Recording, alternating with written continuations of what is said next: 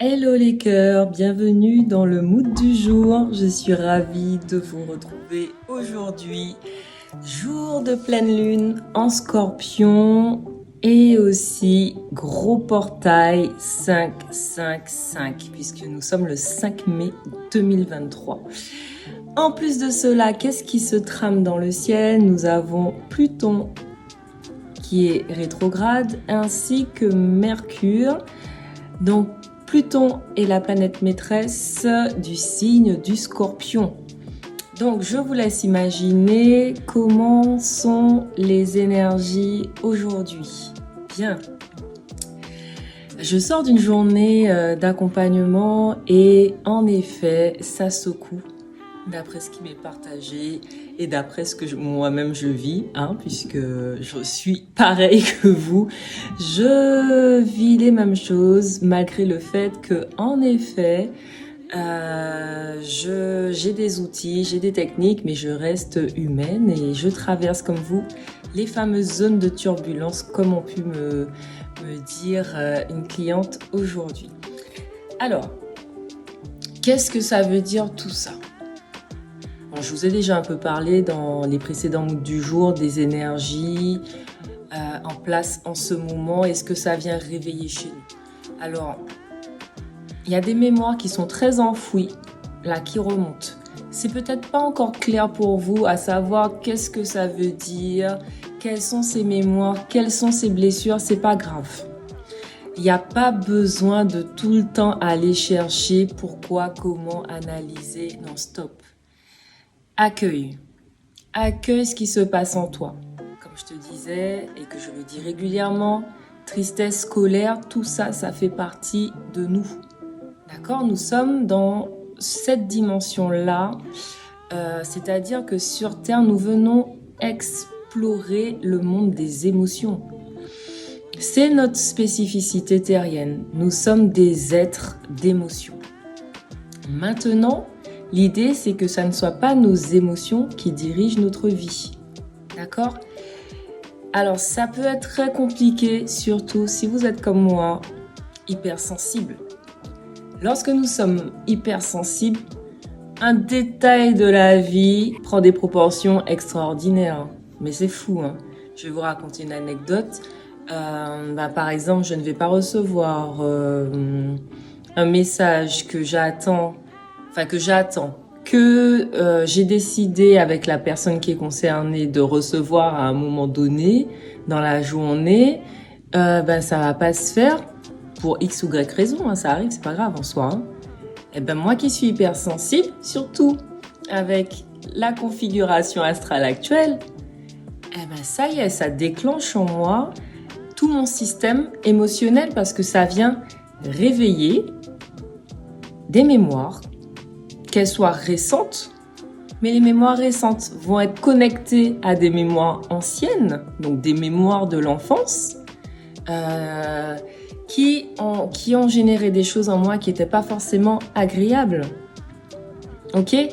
Donc, on en est là. Nous sommes des êtres d'émotion. L'idée, que vous soyez hypersensible ou pas, quoi qu'il arrive, c'est de pouvoir accueillir ces émotions. Parce qu'elles font partie de notre vie et elles sont utiles. Donc, c'est pas genre, non, j'ai pas envie de ressentir de colère, pas de colère. Ça marche pas comme ça. La colère est utile. C'est qu'à un moment donné, si vous êtes en colère, c'est que vous avez besoin de délimiter votre espace. Vous avez besoin que l'on respecte votre intégrité. Ok? Donc la colère vient à vous pour justement vous donner l'énergie pour vous mettre en action et préserver votre intégrité. Donc ça, c'est ok. Venir préserver votre espace. Donc ça, c'est ok, il n'y a pas de souci. L'émotion de joie, bien sûr. Il y a des choses agréables qui se passent dans notre vie. Nous sommes joyeux. Mais en fait, est-ce qu'on comprend bien que les émotions, c'est justement le fait d'être en vie. C'est pouvoir justement ressentir la vie nous traverser. Et cette vie qui nous traverse, elle va nous enseigner. Et nos émotions vont être les révélateurs de cet enseignement que nous avons à apprendre, à recevoir, à intégrer. C'est ça le chemin de la vie, c'est pas esquiver certaines émotions désagréables pour activer davantage d'émotions agréables. Bien sûr que par contre, on va choisir de se nourrir de ce qui nous fait du bien. Parce que c'est là qu'on va avoir notre réservoir de ressources. Et c'est dans ce réservoir de ressources qu'on va aller puiser l'énergie qu'il nous faut pour pouvoir accueillir certaines émotions désagréables et pour pouvoir faire preuve de résilience et rebondir. Donc, tout ça, c'est merveilleusement orchestré en fait. C'est ce que l'on appelle la magie de la vie, tout simplement. Et c'est important d'en prendre conscience de cette magie de la vie parce que si on n'en prend pas conscience, on reste des éternelles victimes de ce qui se passe dans notre vie. Mais moi, je suis pas une victime, toi non plus, t'es pas une victime. Non, toi, t'es responsable de ta vie, t'es l'acteur principal de la scène qui est en train de se jouer, de la pièce qui est en train de se jouer. Tu es sur les feux, sous les feux des projecteurs, et c'est toi qui donnes le là. Tu comprends bien que tu es le maître-pièce, en fait, de ta propre vie. Alors, on n'est pas venu là pour subir, on n'est pas venu là pour être victime, on n'est pas venu là pour se plaindre. On est juste venu là pour vivre les expériences du mieux que nous pouvons pour évoluer, c'est-à-dire passer d'un niveau à un autre. Un peu comme la dernière fois, je voyais une petite fille qui jouait à sa Switch, hein. Et en fait, elle avait des étapes pour avancer dans le jeu. C'est des jeux de plateau. Et en fait, il y a des moments, c'était easy, c'était cool. Vas-y, poum poum. Je sais pas si vous connaissez un peu Mario, le jeu Mario. Donc voilà, pouf que j'éclate certaines choses, je récupère des pièces, je monte en vitalité, j'ai des super pouvoirs, etc. Et puis il y avait des passages qui étaient très délicats, qui demandaient une finesse. Une finesse parce que ça demandait beaucoup d'attention. Il suffisait que pas d'attention, et ben ça y est, hop, dans le fossé. Beaucoup d'attention, de concentration et une direction. Un cap. C'est exactement ça la vie. Pour passer d'étape en étape, on a besoin d'attention. On a besoin de concentration, de détermination aussi. Parce que si à la première chute, on ne se relève pas, ben il y aurait pas beaucoup d'entre nous qui sauraient marcher à l'heure qu'il est. Donc big up les bébés, ils sont courageux. C'est ça qu'on doit retrouver en nous. Ce courage, cette détermination et cette envie d'explorer. Eux, c'est l'envie d'explorer le monde. Eh ben cette envie d'explorer la vie et tout ce qu'elle a à nous apporter. Voilà le message que j'avais envie de te passer aujourd'hui. C'est vrai que je devais parler de sexualité, mais je reviendrai sur ce sujet de la sexualité, je pense demain, parce que dans l'énergie du Scorpion, il y a quand même cette énergie en lien avec notre sexualité. Donc reste connecté. N'oublie pas de liker si ce contenu te plaît, de le partager si tu penses qu'il peut servir à quelqu'un d'autre, et puis de t'abonner à la chaîne si ça vibre pour toi. Je te remercie de m'avoir accordé du temps pour écouter cette vidéo. Je te rappelle que tu es ta priorité. Et oui, j'ai lancé un challenge, vis la vie, challenge en mai, fais ce qu'il te plaît. Tu peux retrouver ça sur ma page Instagram et m'envoyer un MP ou alors un message à santéethappiness@hotmail.com si tu veux y participer. Chaque jour, tu reçois un challenge pour vivre la vie qui te ressemble, c'est-à-dire pour t'accorder à tes envies, pour te donner du temps, pour te mettre en priorité. Voilà ce que j'avais envie de te dire aujourd'hui.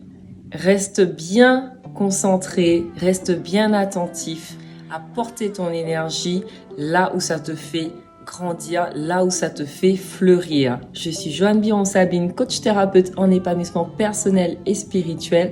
Je t'accompagne dans ta réalisation. Ciao, ciao! Alors oui, petit complément, je vous parlais de Pluton qui rétrograde, qui est planète maîtresse du signe du Scorpion, et je vous parlais aussi de Mercure qui rétrograde. Qu'est-ce que ça sous-entend? Ça signifie que par rapport à Pluton qui est rétrograde, ça va nous demander encore plus de dépassement de nous-mêmes pour pouvoir accueillir ces ombres qui se réveillent en nous, c'est-à-dire ces lourdeurs, ces mémoires du passé, ces mémoires de l'enfance karmique, transgénérationnelle. Donc, le passage est encore plus... Comment on va dire ça? Le passage est encore plus profond avec cette rétrogradation de Pluton. Là, il n'y a pas de faux semblant. Hein. Là, il faut vraiment y aller. Mais ce qui est intéressant, c'est que vraiment, c'est un grand moment de transmutation. C'est un grand moment. Eh ben, l'image qui est venue en parlant avec une cliente aujourd'hui, c'est vraiment le moment du phénix qui renaît de ses cendres. Donc, est-ce que vous pensez qu'on renaît de ses cendres comme ça, youpi, on renaît de ses cendres? Non, ça c'est quelque chose de puissant, c'est quelque chose de profond, ça peut être quelque chose de douloureux, ça peut être quelque chose de fort. Sortir des cendres pour remonter vers la lumière, donc recomposer une alchimie qui permette de reprendre vie. Alors je vous laisse imaginer ce que c'est concrètement et comment ça peut s'incarner dans votre vie. Alors, courage les cœurs. Courage, courage, courage, douceur et bienveillance. Prenez le temps. Posez-vous si vous en avez besoin. Si vous sentez que vous êtes là, pas d'énergie, c'est naturel. Un procédé alchimique comme ça ne peut pas se faire en étant hyperactif, hyper dynamique et tout ça. Non, non, non, non, non. Soyons sérieux un petit moment. Ça s'appelle faire preuve de bon sens. Soyons dans le bon sens. D'accord? Donc, laissons le temps à cette alchimie de s'opérer. Ok? Maintenant, Mercure qui est rétrograde, c'est peut-être des problèmes de communication. Il faut revoir notre communication. Comment on exprime les choses? Quels sont ces ralentissements qui sont là, qui sont en nous? Quelles sont ces limites que l'on se donne pour pouvoir exprimer sa vérité? A-t-on peur de quelque chose? A-t-on peur de se dire parce que on risque de ne pas être compris, parce que on risque de ne pas être entendu, on risque de ne pas être reconnu, peur de perdre de l'amour, parce que c'est toujours une question d'amour. Ce que nous recherchons, c'est cet amour inconditionnel. Nous venons de la source divine. Donc nous avons baigné dans un flux comme ça. Et quand on vient de cette expérience sur Terre, on essaie de retrouver ce flux d'amour inconditionnel. Donc tout d'abord avec notre premier objet d'amour qui est notre mère. Ensuite tous ceux qui vont être tout autour de nous. Donc peut-être qu'il y a de l'attachement anxieux à ce moment précis.